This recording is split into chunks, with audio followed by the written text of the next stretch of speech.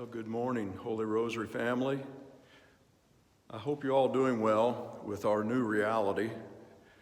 It's been a bit of a challenge for all of us, I think, to make the adjustments brought about by this coronavirus. But I hope you are following the precautions that have been handed down to us by the Health Department and the Center for Disease Control. And I hope you're also praying for all those that are involved in trying to combat this virus, particularly our healthcare workers and all those that are trying to bring comfort to the sick and care for them. As we begin the season of Holy Week, we started today with the Palm Sunday Mass. And I want to invite especially our school families to consider praying daily the Rosary this Holy Week. And today, this video that I'm providing is just to give you a little bit of a background on the Rosary. And then my hope is that I will be able to provide for you a video each day starting Monday that helps you to pray the different mysteries of the Rosary. So Monday is a day that we would traditionally pray the joyful mysteries. On Tuesday, we would pray the sorrowful mysteries. On Wednesday, we would pray the glorious mysteries. And then on Thursday, we would pray the luminous mysteries. Just a little bit about the Rosary. This was a pretty strong part of my upbringing as a Catholic that was raised my birth over 60 years ago now.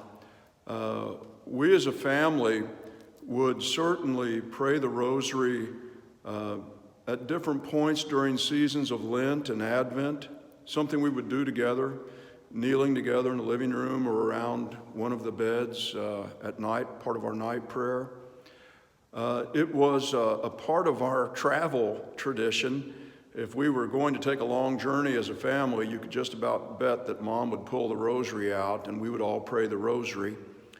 In those days also, it was the prayer at the funeral home that Catholics would pray together for the deceased.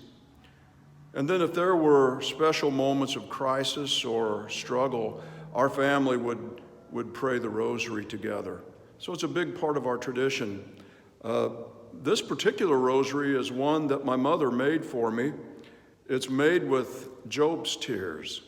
It's a plant that Mom grew for a while, and she would harvest the seeds in the fall, and then through the winter she would make rosaries with the Job's tears. And hopefully all of you have a rosary. I would encourage you and your family to round them up and then begin to pray the Rosary with Miss Frederick and I, as we will be preparing the prayer resources for you. And hopefully you'll be prepared by Monday evening to gather as family and pray the Rosary together. Just a little history about this prayer tradition. Even before Christianity, there were different religious groups that would use knotted ropes or ropes with beads to count their prayers, whatever those prayers might have been. And certainly this became a part of the Christian tradition fairly early on. We know that the Desert Fathers, for instance, had a prayer bead or a prayer rope with knots in it that they would use to count their prayers. And in its early form, they would have been praying Our Fathers. This prayer form, which was called the Pater Noster because in Latin they were praying Our Fathers. And we also know that early on, as monasteries were built, particularly in the Middle Ages, when so many of the peasant people around the monasteries knew that the monks were praying, every time they heard the bells ring, they knew that the monks were praying the Psalms. It was the way that the monks sanctified the day or made the day holy. They broke it up, and at different points in the day they would stop in prayer. Well, the peasant people began to carry beads or a rosary that was in a kind of a primitive form, which rope with knots tied in it, and they would pray Our Fathers in order to sanctify their day and be in union with the monks. Many of the peasant people were illiterate and couldn't read the Psalms anyway, so they would pray the Our Fathers.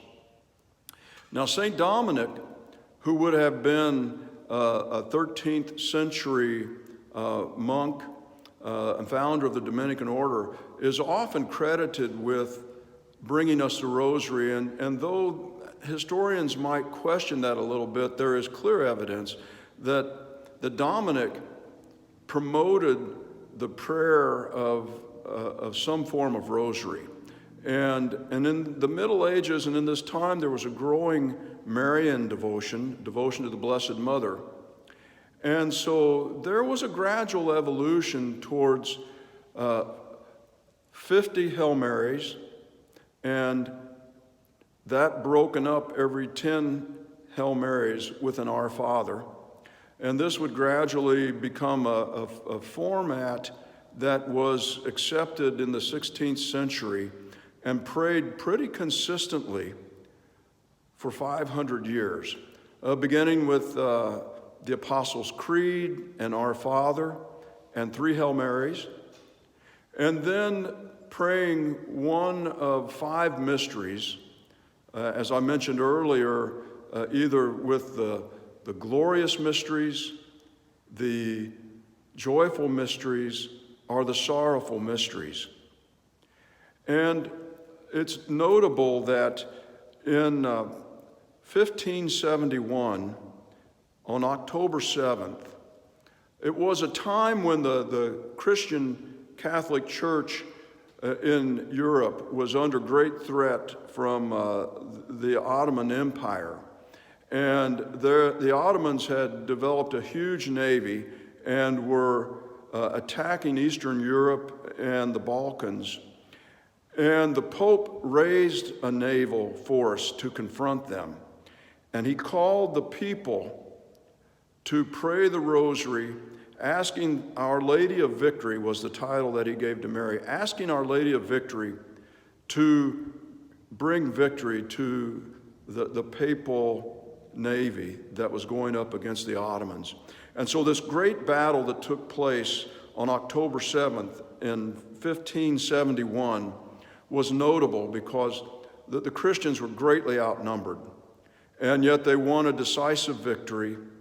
And because of that, the following year, on October 7th, 1571, Pope Pius V declared that the feast day of Our Lady of the Rosary, which is our founding mother for Holy Rosary Parish. We are Holy Rosary, and our patron saint would be the Blessed Mother, Our Lady of the Rosary. So with that said, I hope that all of your families, all of our school families, all our parish families might, though separated through the Spirit, be united in prayer as this Holy Week we pray daily with our own families the Rosary. And keep a heads up. I hope tomorrow to start pushing out YouTube videos that you can use to guide your family in praying the Rosary together. And Miss Frederick is going to assist me with that. So God bless you. We look forward to praying with you, and know that though we're separated